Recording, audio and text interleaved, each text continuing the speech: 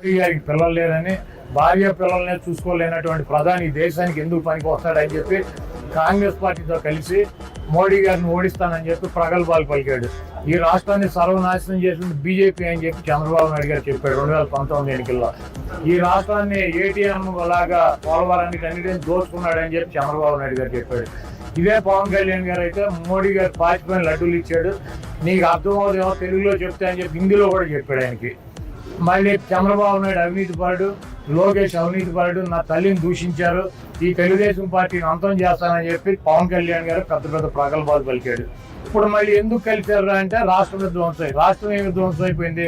2,50,000 కోట్ల రూపాయలతో పేద వర్గాలకి, ఎస్సీలు కానీ, ఎస్టీలు కానీ, బీసీలు కానీ, మైనార్టీలు కానీ వాళ్ళ అకౌంట్లకి 2,50,000 కోట్ల రూపాయలు డబ్బులు వెళ్తే రాష్ట్రం నాశనం అయిపోయిందా?